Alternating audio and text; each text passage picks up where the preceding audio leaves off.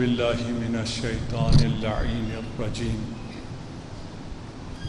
بسم اللہ الرحمن الرحیم الحمد للہ رب العالمین والصلاة والسلام والتحیۃ والاکرام علی اشرف الانبیاء والمرسلین وعلى آلہ الطیبین الطاہرین المعصومین ولعنۃ اللہ علی اعدائہم اجمعین اما بعد فقد قال اللہ تبارک وتعالی یا ایہا الذین آمنوا اتقوا اللہ وکونوا مع الصادقین صلوات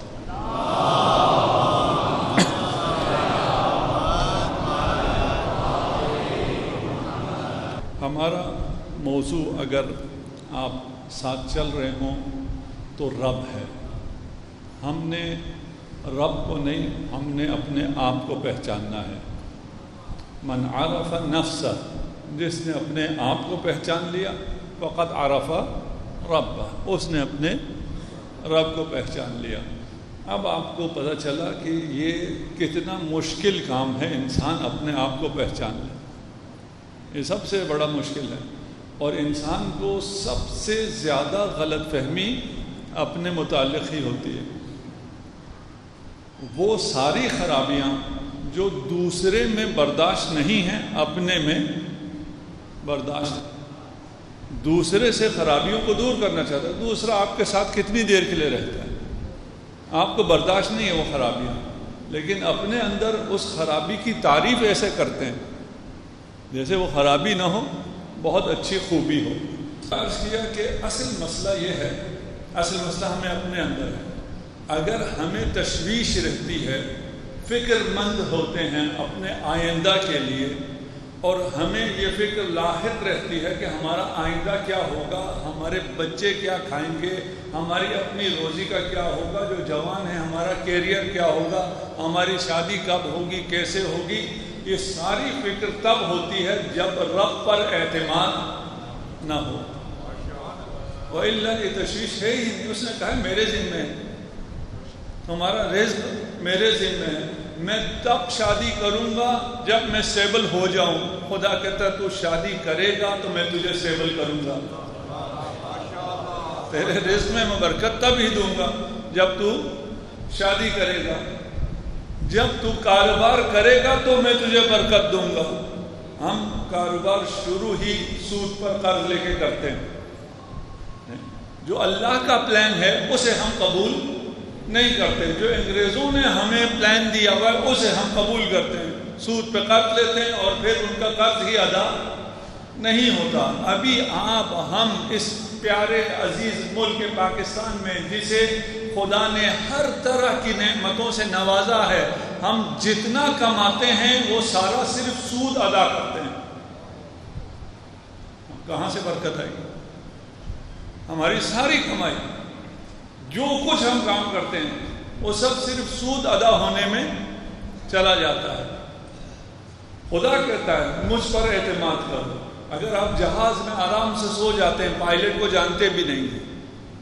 اگر بس میں آپ آرام سے سوتے ہوئے چلے جاتے ہیں لاہور تک، پائلٹ کو جانتے ہی نہیں ہیں، تو اس دنیا میں فکر مند کیوں ہے؟ یہ دنیا رب چلا رہا ہے. یہ رب کے کنٹرول میں. کوئی بھی چیز رب کے کنٹرول سے باہر نہیں ہوتی کسی بھی وقت. ابھی جنگ میں آپ لوگ بہت پریشان ہو گئے تھے کہ کیا ہوگا، اتنی بڑی طاقتیں احزاب سب ایک طرف ہو گئی ہے.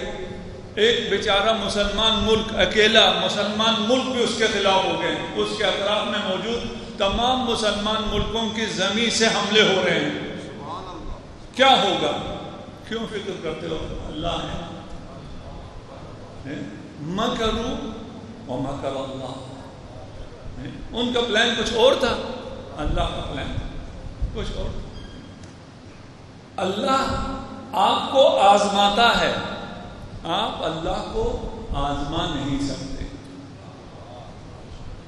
یہ بندہ ہو، چھوٹا ہو تو بڑا اسے آزماتا ہے. رب بہت مہربان ہے. اپنی مہربانی کے ساتھ ایک اور صفت اس میں ہے، اس میں غرور بھی بہت ہے.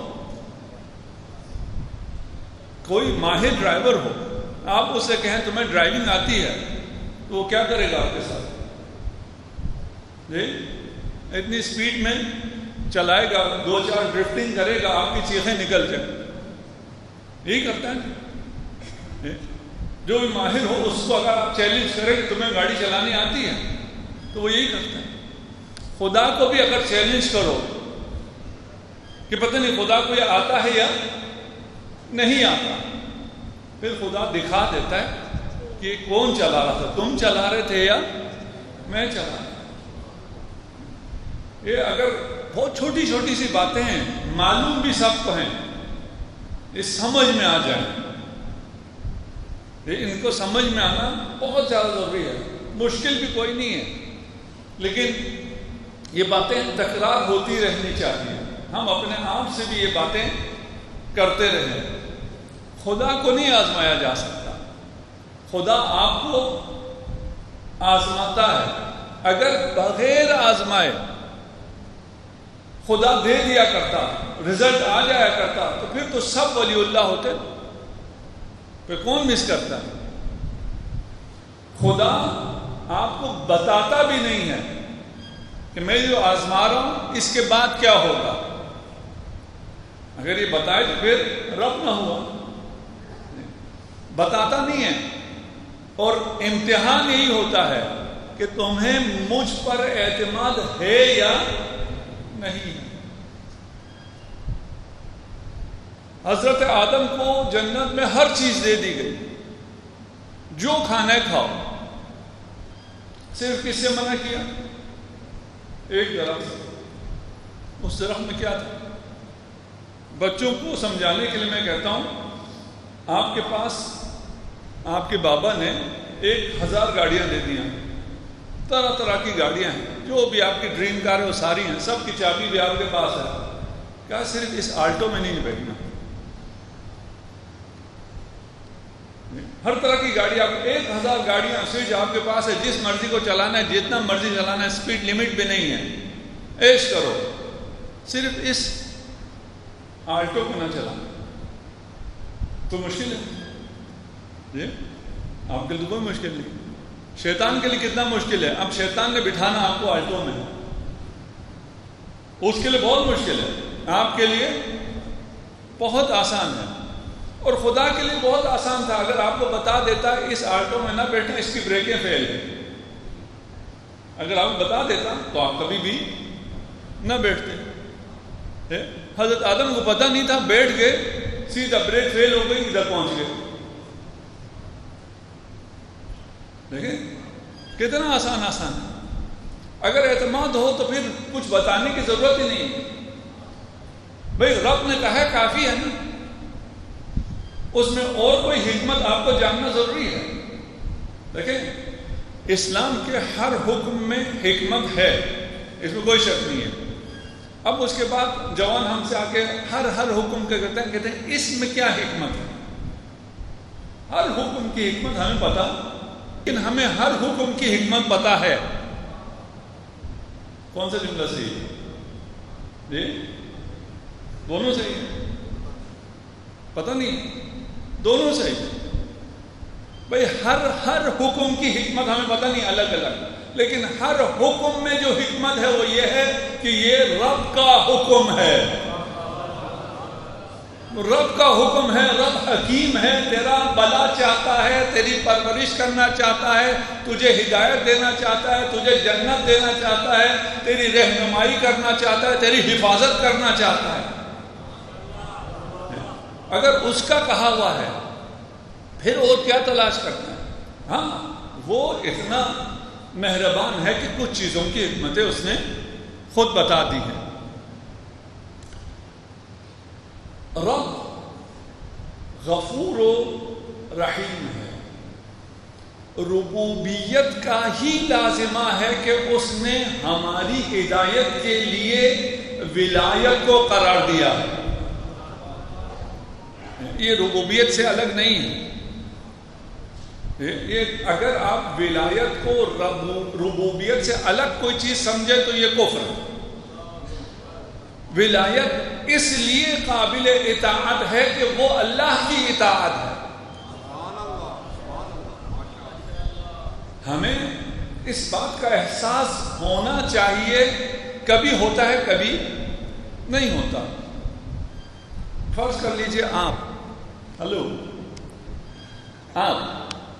فرض کر لیجئے آپ کو بابا لے کے 40 کے بعد فن سٹی، جہاں کا پتہ نہیں کون سا فن سٹی اچھا ہے، وہاں آپ کو لے کے آپ جھولے جھول رہے ہیں، خوب مزے کر رہے ہیں، لیکن آپ کو یہ پتہ نہیں آپ بابا کون سے، بابا کہاں ہیں آپ کے؟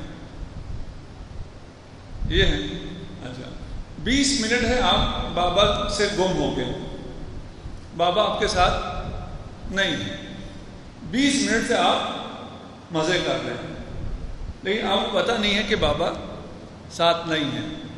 جس لمحے پتہ چلے گا اس لمحے آپ کیا کریں گے؟ جی رونا شروع کریں گے، ڈھونڈیں گے کیا؟ بچے کا ڈھونڈنے کا طریقہ یہ ہے کہ رونا شروع، مضطر ہو جائے گا، پریشان ہو جائے گا۔ وہ 20 منٹ پہلے جو باپ نہیں تھا، باپ ساتھ نہیں تھا، احساس نہ ہونے کی وجہ سے یہ خوش تھا۔ اگر اسے 20 منٹ پہلے احساس ہوتا تو یہ 20 منٹ پہلے مضطر تھا، یہ 20 منٹ پہلے رو رہا ہوتا۔ یہ مثال تو اس بچے کے لیے تھی، اب ہم سب جو بچے بیٹھے ہیں ہمارے لیے کیا مثال ہے؟ جی امام زمانہ ہمارے ساتھ نہیں ہیں، ہم بلکہ الٹا جملہ صحیح نہیں ہے، ہم امام زمانہ کے ساتھ نہیں ہیں اور ہم پریشان بھی نہیں ہیں۔ کیوں پریشان نہیں؟ ہم غافل ہیں، ہمیں احساس ہی نہیں ہے۔ جس آن احساس ہو جائے گا اس آن ہماری حالت فرق کر جائے گی، ہم پھر مضطر ہو جائیں گے، پھر ہمارے لبوں پہ کیا آئے گا؟ اللہم عجل لولیک الفرج، صلوات پڑھتے محمد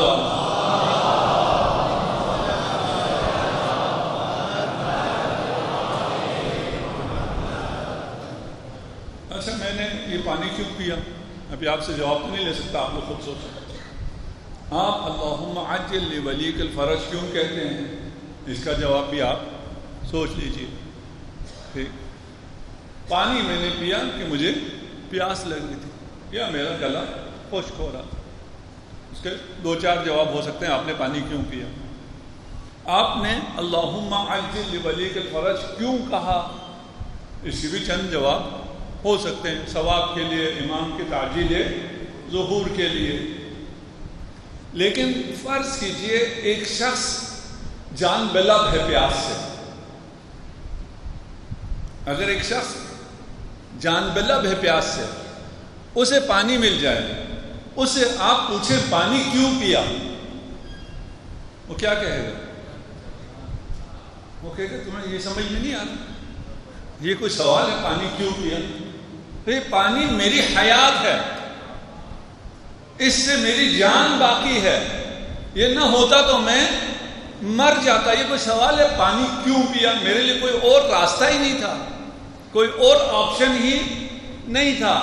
جس دن ہم اس مرحلے میں پہنچ جائے کہ ہم سے جب پوچھا جائے اللہم عجل لولیک الفرج کیوں کہتے ہو، تو میرے لیے کوئی اور آپشن ہی نہیں ہے، کیا مطلب ہے کیوں کہتے ہو؟ میں یہ نہ کہوں تو کیا کہوں؟ صلوات پڑھ دیے محمد و آل محمد۔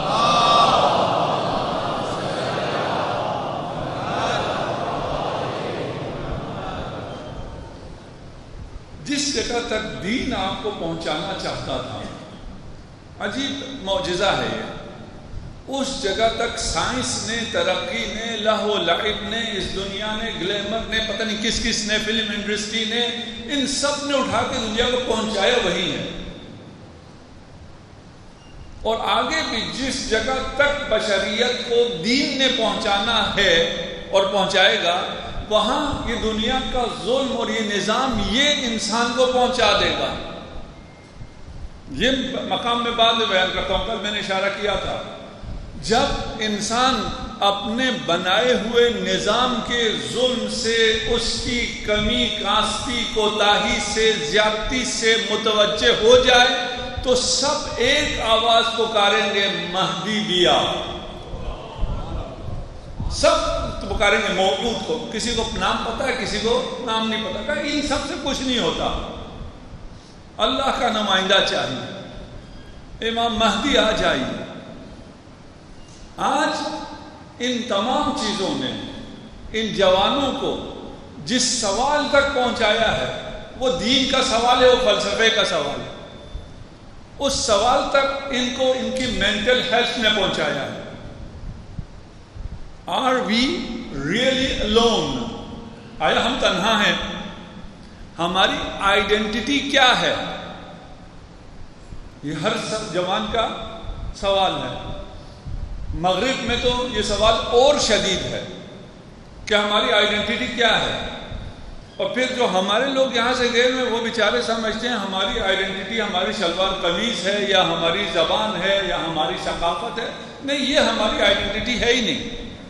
ہم بچوں کو صحیح چیز بتا نہیں پاتے، اور یہ نسل اتنی اچھی ہے، زبردست نسل ہے، شاباش. یہ صحیح چیز ہو تو مانتی ہے، صحیح نہ ہو تو مانتی ہی نہیں ہے. یہاں تک بھی اسی لیے پہنچی ہے. ہم جب آپ لوگوں کی طرح تھے نا، جوان تھے، ہمیں بزرگ جو کہتے تھے ہم مان جاتے تھے. ہم کہتے بزرگوں نے کہا ہے تو ٹھیک ہی کہا ہوگا. اب آپ لوگ نہیں مانتے ہو، بالکل ٹھیک کرتے ہو، ریزننگ کے ساتھ مانتے ہو، بالکل صحیح کرتے ہو. یہ سوال اٹھاتے ہو، اپنی آئیڈینٹی کا سوال کرتے ہو، اپنے پرپس کا پوچھتے ہو، اور اگر وہ نہ ملے تو ڈپریشن میں چلے جاتے ہو. بالکل صحیح ہے. اگر انسان سوچتا نہ ہو تو پھر تو ہے کہ اس کو اپنی آئیڈینٹی کا پتہ بھی نہیں، اپنے پرپس کا پتہ بھی نہیں ہے، اور وہ ڈپریشن میں بھی نہیں جا رہا. یہ تو حیوان ہے، یہ انسان نہیں ہے. میں کہتا ہوں اگر انسان کو ایک بند کمرے میں، اندھیرے کمرے میں جسے کچھ پتہ نہ چلے، بند کر دیا جائے اور دنیا کی ساری نعمتیں اس کو دے دی جائیں، وہ وہاں جی سکتا ہے؟ نہیں جی سکتا. میں کہاں ہوں، کیوں ہوں، پتہ ہی نہیں. کب دن ہو رہا ہے، کب رات ہو رہا ہے، کون ہے کون نہیں ہے، کیا ہو رہا ہے کیا نہیں ہو رہا. اس کے بغیر زندگی ممکن ہی نہیں ہے.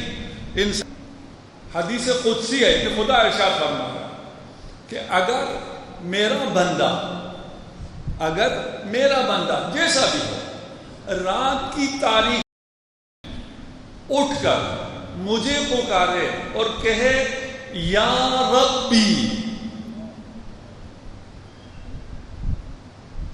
اگر کوئی بھی بندہ مجھ جیسا روسیہ ہی کیوں نہ ہو، رات کی تاریکی میں اگر کہے یا ربی، رب پکارتا ہے لبیک یا عبدی. میں نے گزرنا ہے، نہیں تو یہ 1 گھنٹے کی حدیث ہے. لبیک کہنا آپ کا کام ہے. رب کا مقام بہت بلند ہے، وہ کیوں لبیک کہے؟ لبیک ہم نے کہنا ہوتا ہے، لیکن ہم گناہگار نے جب رب کو پکارا اور کہا میرا رب، اس نے کہا لبیک یا عبدی، میرے بندے لبیک میں ہوں. یہ تصور کہاں ہے اور وہ تصور کہاں ہے؟ You are on your own. نہیں بھائی، میں رب کے ساتھ ہوں، رب میرا ہے، میں اس کا ہوں. مالک یوم الدین، وہ میرا مالک ہے، میں اس کا مملوک ہوں.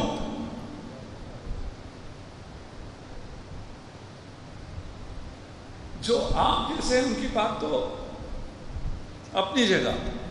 قل یا عبادی الذین اسرفوا علی انفسهم،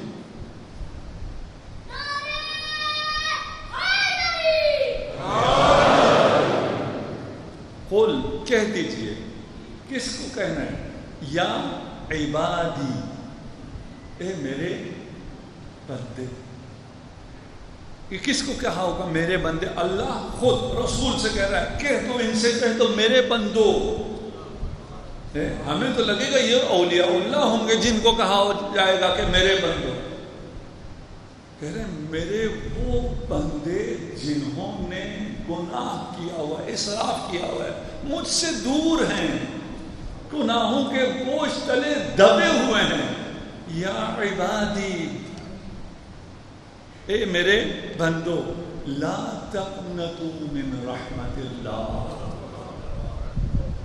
میری رحمت سے مایوس نہ ہونا۔ میرے اعمال ایسے ہیں کہ مایوسی ہی مایوسی ہے، میں اتنے عرصے سے ڈسکنیکٹ ہوں، میں نے کبھی کوئی رابطہ خدا سے نہیں کیا ہے، میں نے کبھی یا عبدی یا ربی نہیں کہا ہے، میں مولا کے ساتھ تو نہیں ہوں نا، جو ارشاد فرماتا ہے جب تک سانس نہ ٹوٹے تب تک یا رب یا رب یا رب کہتے رہو۔ میں نے کبھی یا رب نہیں کہا، ان سے کہہ رہا ہے وہ بھی اللہ کی رحمت سے مایوس نہ ہوں۔ آج کل کے یہ سوشل میڈیا یہ آپ سے کیا کہتا ہے؟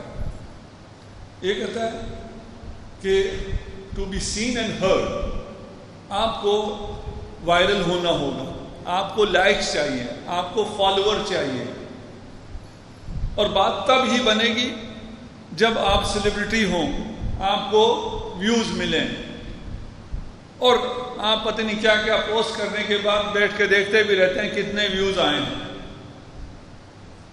اور اگر کسی نے کوئی غلط کمنٹ کر دیا تو پورا دن موڈ خراب رہتا ہے، یا پتہ نہیں اس کو گالی دینے میں مصروف ہو جاتے ہیں، پتہ نہیں کیا کیا کرتے ہیں۔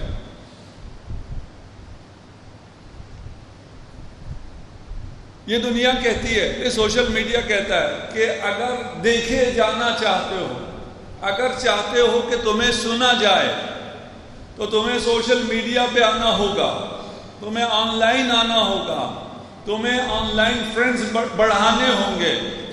اور اس مصیبت نے کیا کیا؟ آن لائن فرینڈز تو بڑھ گئے ہیں، حقیقی دوست کوئی بھی نہیں، کوئی ہے ہی نہیں۔ ضرورت کے وقت آپ پوسٹ کریں گے مجھے مدد کو لے آؤ، کتنے لائک کرتے ہیں، کتنے کمنٹس کرتے ہیں، کوئی ہے ہی نہیں۔ آپ کی تنہائی میں کوئی نہیں ہے۔ رب کیا کہتا ہے؟ یو آر ناٹ الون، تم اکیلے نہیں ہو۔ قال لا تخافا، مت ڈرو، اننی معکما، میں تم دونوں کے ساتھ ہوں، اسمع و ارا، تمہیں دیکھا جانا تھا نا اور تمہیں سنا جانا تھا۔ رب کہہ رہا ہے میں تمہیں دیکھ بھی رہا ہوں، تمہیں سن بھی رہا ہوں۔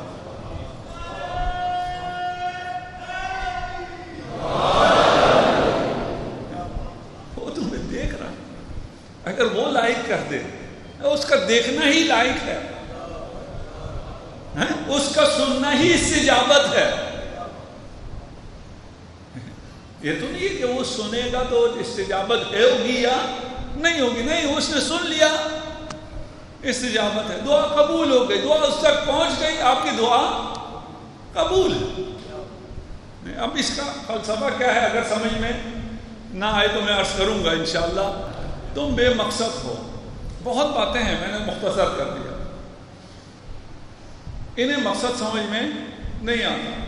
ایک ایتھسٹ نے کہا تھا کہ یہ جو اسپیس ہے یہ اوفل ویسٹ آف اسپیس ہے، اتنی بڑی اسپیس سب اوفل ویسٹ ہے، ویسٹ، کوئی فائدہ ہی نہیں ہے اس کا۔ میں نے اس سے کہا پہلے تو یہ بتاؤ تم خود کیا ہو، تم بھی تو ویسٹ ہو، تم بغیر کسی مقصد کے اس دنیا میں آئے ہو، تو آخر میں تمہیں ڈسٹ بن میں چلے جانا ہے، قبر میں، ویسٹ، ان کو تو کوئی حق نہیں ہے۔ ہمارا یہ اعتقاد ہے، میں قرآن ابھی آیتیں پیش کرتا ہوں کہ ہم بے مقصد خلق نہیں ہوئے، یہ زمین آسماں، یہ کہکشاں، یہ ستارے، یہ بے مقصد خلق نہیں ہوئے، ان کا فائدہ ہے ابھی آپ کو پتا نہیں ہے۔ کہ ہم جب پہاڑی علاقوں میں جائیں گے، جن بچوں نے سمندر نہیں دیکھا ہوتا ان سے میں پوچھتا ہوں سمندر کا آپ کو کیا فائدہ ہوتا ہے؟ کوئی فائدہ نہیں، پتہ ہی نہیں ہے، سمندر اسے دیکھا بھی نہیں، اور سمندر کا فائدہ سمندر والوں کو ہوگا جو بندرگاہ پہ ہیں ان کو ہوگا، وہ جو پہاڑوں میں انہیں کیا فائدہ ہے؟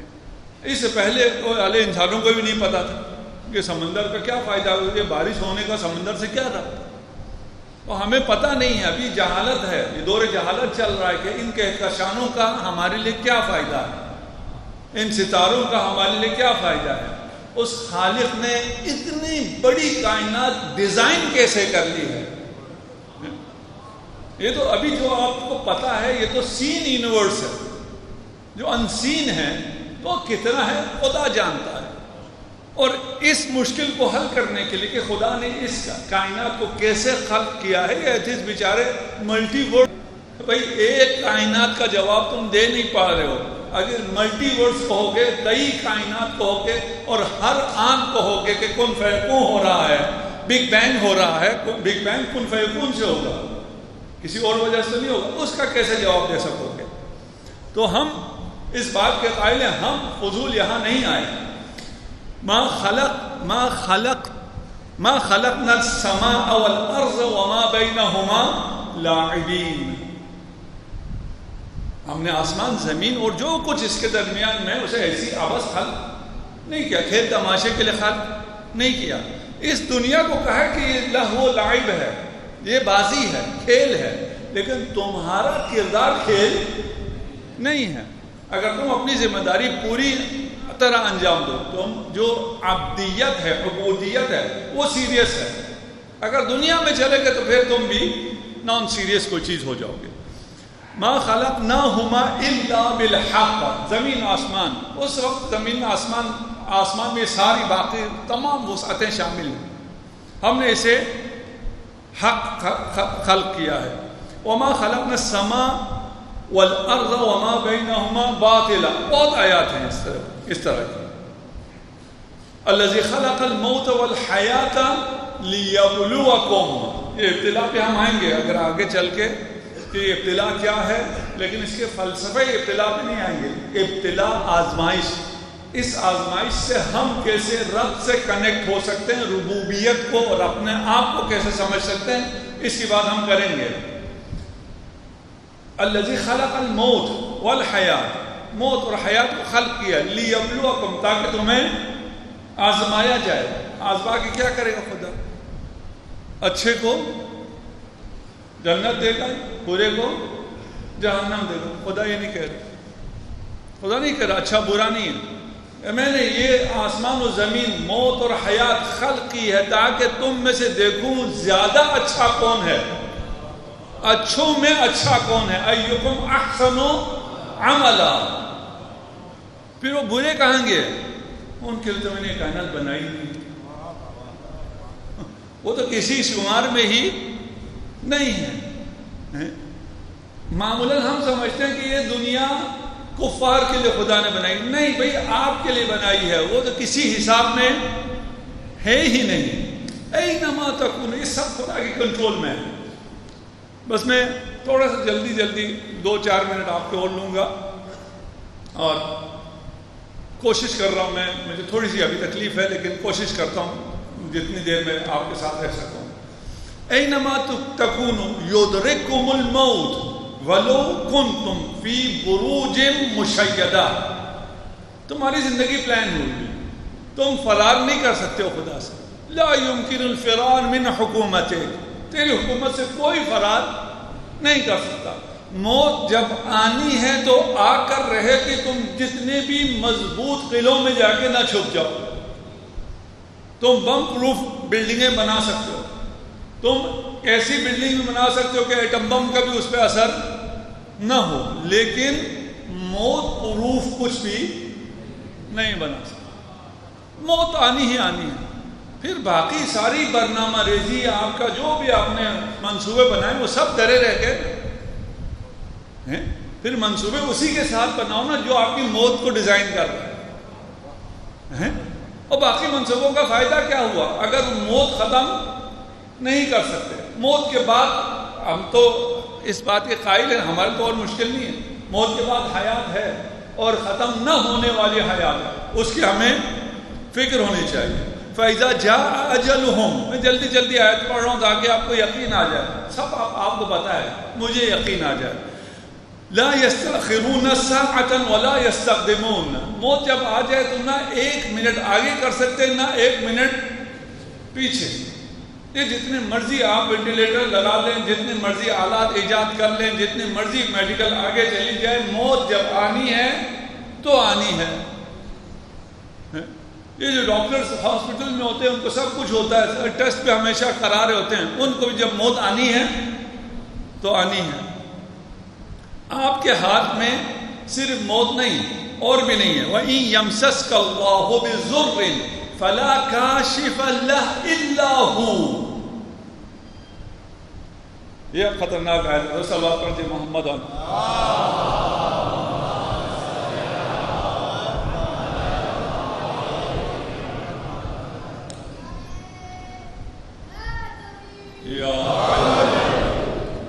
ان یمسسک اللہ بضر، اگر خدا آپ کو کوئی تکلیف دینا چاہے،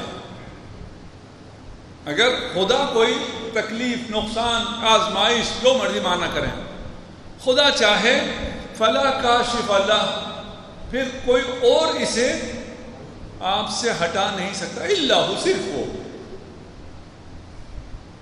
اچھا، میں جب یہ آیات وہ کرتا ہوں تو میں تفاسیر مختلف پڑھتا ہوں، آپ کو سب بیان نہیں کرتا، آپ کا وہ اتنا وقت نہیں لیتا جتنا میرا وقت لگا ہوتا ہے۔ تو بہت سے ہمارے بھائیوں نے بتایا کیا لکھا ہوا ہے اس آیت کے شروع میں، مشکل کشا صرف خدا ہے۔ ہم بھی تو جیسے آیت چلے گی ویسے ہی چلیں گے۔ آیت کیسے جا رہی ہے؟ آیت کہہ رہی ہے کہ اگر آپ کے اوپر کوئی مشکل آئے گی تو صرف خدا مشکل کشائی کر سکتا ہے۔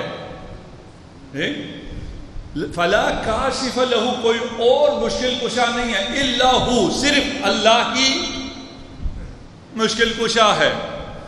وَإِن يُرِدْكَ بِخَيْرٍ فَلَا رَادَّ لِفَضْلِهِ، اگر خدا آپ کے ساتھ اچھا کرنا چاہے تو وہ اچھائی آپ تک پہنچنے سے کوئی منع بھی نہیں کر سکتا ہے۔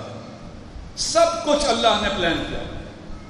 یہ وہ ایک فلم نامہ ہے جس میں سارے کریکٹر اور سب چیزیں اللہ نے لکھی ہوئی ہیں۔ آپ کو اگر کوئی بلائی پہنچنی ہے کوئی روک نہیں سکتا، اگر آپ کا مصیبت آنی ہے کوئی اسے ٹال نہیں سکتا۔ قُلْ مَنْ ذَا الَّذِي يَعْصِمُكَ مِنَ اللَّهِ، کون اللہ سے بچا سکتا ہے؟ إِنْ أَرَادَ بِكُمْ سُوءًا، اللہ اگر سوء کا ارادہ کرے، اللہ ارادہ کرے کہ تم پر کوئی مصیبت آئے تو کون تمہیں بچا سکتا ہے؟ کوئی بھی تمہیں نہیں بچا سکتا۔ او اراد بکم رحمہ، کوئی آیت ہے اس کی تفسیر ہے، یہ ایک اس کی اور آگے تفسیر آگے، وَلَا يَجِدُونَ لَهُم مِّن دُونِ اللَّهِ وَلِيًّا وَلَا نَصِيرًا۔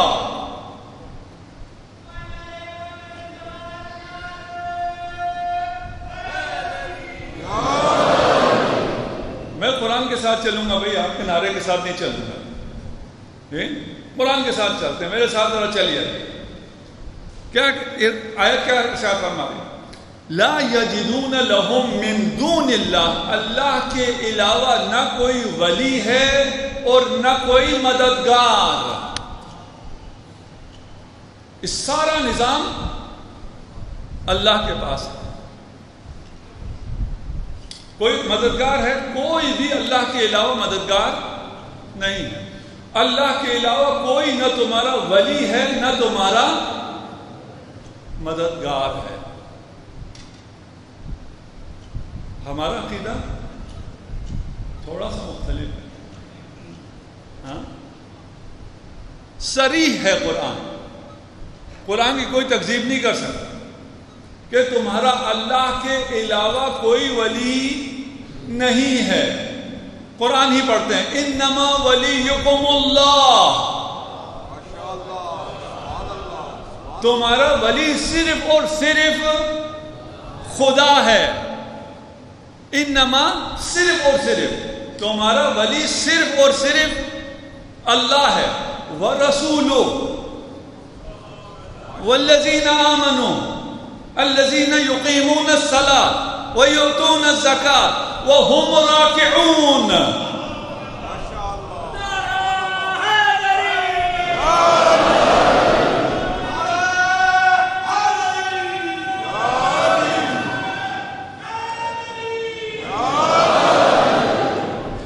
ہم نے تو مان لیا تھا صرف اللہ ولی ہے. ہم کو قرآن کو نہ ماننے والے تو ہے نہیں. اللہ نے خود کہا کہ صرف اور صرف میں ولی ہوں, رسول ولی ہے اور علی ولی ہے.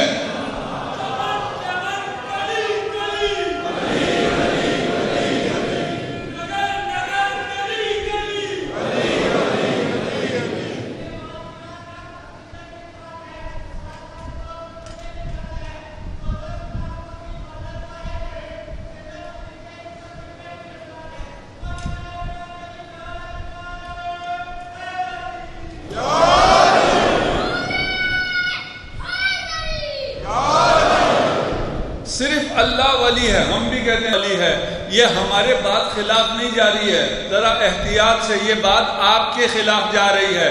قرآن کہہ رہا ہے ولی یا میں ہوں یا میرا بنایا ہوا ہے, لوگوں کا بنایا ہوا ولی نہیں ہو سکتا. کہ دوستانہ بات ہو رہی تھی کسی سے, تو دوست ہیں ہمارے, وہ کہ یہ تم ہر اذان میں علی ولی اللہ کیوں کہتے ہو؟ میں کہ تم لوگ بھی کہو. بھائی تمہیں کس نے روکا ہے؟ تم بھی کہو. وہ اپنے ساتھ کچھ بڑبڑاتا رہا, تھوڑی دیر بعد کہتا ہے ولی اللہ صرف علی پہ جچتا ہے.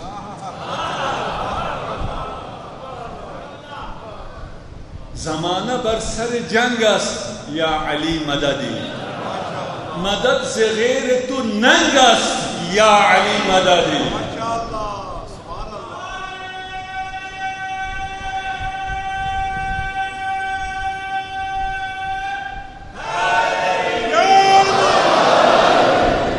اچھا یہ تو حل ہو گیا کہ ولی صرف خدا ہے کا مطلب کیا ہے. نصیر بھی کہا صرف میں ہوں, اللہ کے علاوہ کوئی نصیر نہیں ہے. وَاجْعَلْ لِي مِن لَّدُنْكَ سُلْطَانًا نَصِيرًا. کوئی عام شخص نہیں, ختمی مرتبت اللہ سے درخواست کر رہے ہیں, مجھے اپنی نصرت نہیں, مجھے اپنی طرف سے, لی من عندک, اپنی جانب سے ایک نصیر مددگار عنایت کیجئے. یہ اگر بدعت ہوتی, یہ اگر غلط ہوتا, یہ اگر شرک ہوتا, تو خاتم کی اس دعا کو خدا نے اتنا پسند کیا کہ قرآن کی آیت بنا ڈالی. وَاجْعَلْ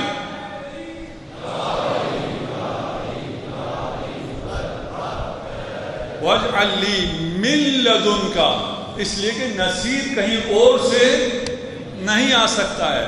نصیر صرف اور صرف خدا کی طرف سے آ سکتا ہے.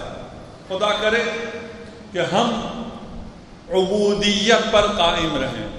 یہ ولایت در حقیقت مظہر ربوبیت ہے, اور رب ہی ولی بنا سکتا ہے. حاکمیت اعلیٰ صرف اللہ کی ہے. یہ آپ کی بات نہیں ہے. امرہم شورا بینہم, تم اپنے امر خود شور کرو, حل کرو. حاکمیت اللہ سے مربوط ہے. اللہ نے کہا کہ میں ولی صرف میں ہوں اور صرف میں بنا سکتا ہوں.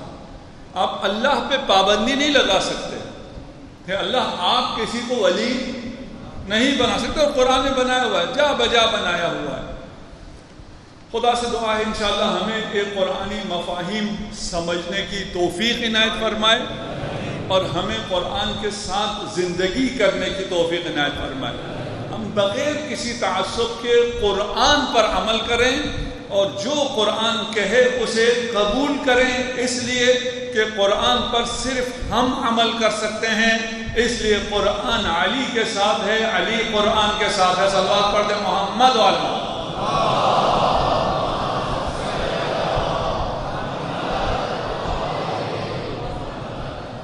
آپ کی زحمت تمام. یہ کاروان کوفہ کی جانب بڑھ رہا. بچے آپس میں کہہ رہے ہیں, جانتے ہو جس شہر میں جا رہے ہیں وہاں ہمارے دادا کی حکومت ہوا کرتی تھی. ہمارے دادا غریبوں کے ساتھ یتیموں کے ساتھ بڑے مہربان تھے. یتیموں کو اپنی گود میں بٹھا کر دودھ پلایا کرتے تھے. اب تو وہ یتیم بڑے ہو گئے ہوں گے, وہ ہمارا استقبال کریں گے. لیکن یہ کاروان کوفہ نے نہ پہنچ سکا اور راستے میں رک گیا. عاشورہ کے بعد جب یہ کاروان کوفہ کی جانب چلا, عربوں میں رسم تھی, عرب کو اسیر نہیں کرتے تھے. مسلمان ہونے کے بعد ایک رسم اور آ گئی, مسلمان عورتوں کو بے مکنا و چادر نہیں کیا کرتے تھے. اجرکم علی اللہ, آپ لوگ پہنچ گئے.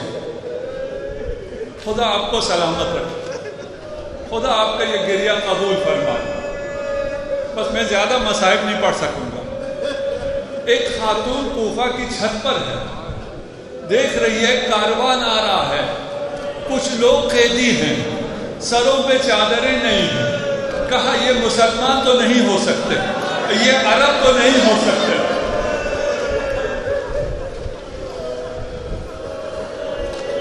جب وہ کاروان نزدیک آیا, اس خاتون نے زینب کبریٰ سے پوچھا, تم کس قوم و قبیلے سے ہو؟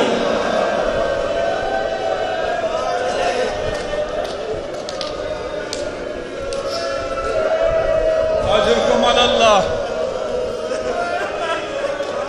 یہ سوال کتنا بھاری ہے زینب کبریٰ پر.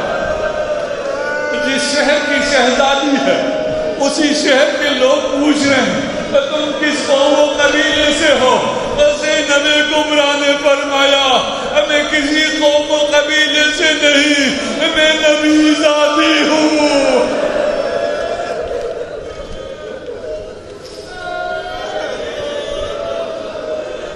اس خاتون نے جب سنا, چھت سے اتری, ہمسایوں کے دروازے کھٹکھٹانا شروع کیے, چادریں ہیں تو دے دو.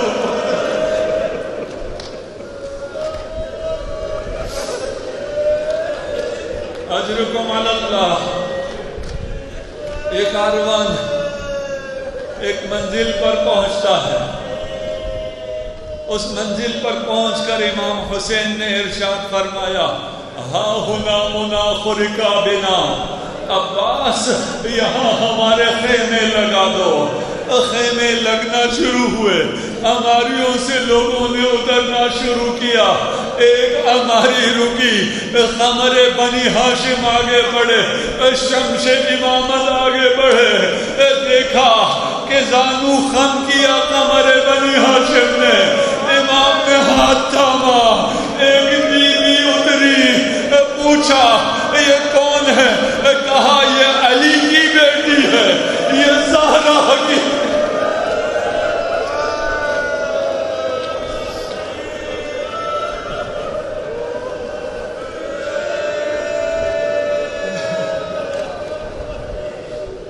سانس لے لیجیے آپ,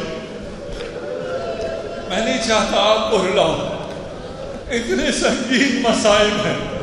میں تو چاہتا ہوں ایسے بیان کروں, میں بھی بیان کر سکوں, آپ بھی سن سکیں. جب زینب کبریٰ زمین پر آئے, اس مٹی کو سونگا, پوچھا بھیا اس خاک سے آپ کی خون کی خوشبو آ رہی,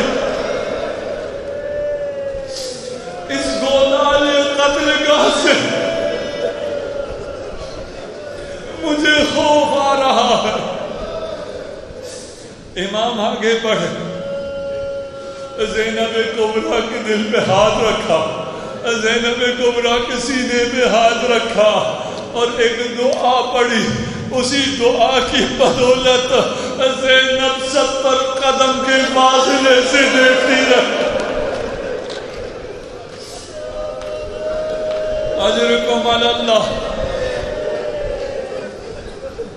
امام کیسے بتاتے ہیں زینب کو یہ کون سی مقام ہے؟ فرمایا زینب جب بابا علی یہاں سے صفین کی طرف جا رہے تھے, اس مقام پر آ کے کچھ دیر کے لیے آرام کیا، اپنا سر حسن کے زانوں پہ رکھا، کچھ دیر سوئے تھے کہ اٹھ کے بیٹھ گئے، زار زار رونا شروع کیا۔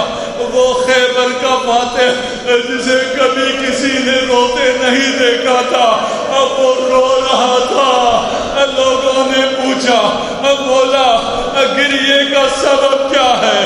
فرمایا ابھی نیند میں نے دیکھا یہاں خون کا سمندر ہے، ایک شخص تڑپ رہا ہے اور پکار رہا ہے، حل من ناصر ینصرنا۔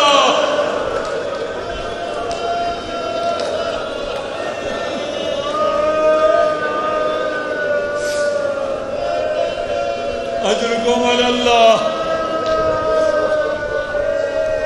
امیر المؤمنین فرماتے ہیں میں آگے گیا، میں نے اس شخص کا ہاتھ تھامنا چاہا، دیکھا وہ فرزند رسول، میرا بیٹا، وہ جسے زہرا نے چکیا۔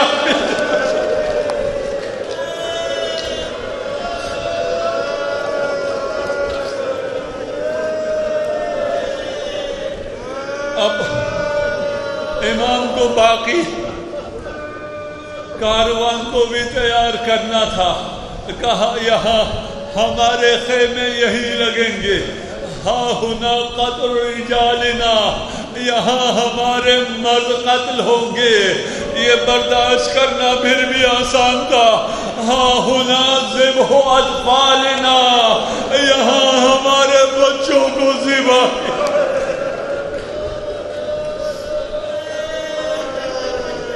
ہاں ہونا حد کو حریمنا، نہ جانے اسے بیویوں نے کیسے برداشت کیا۔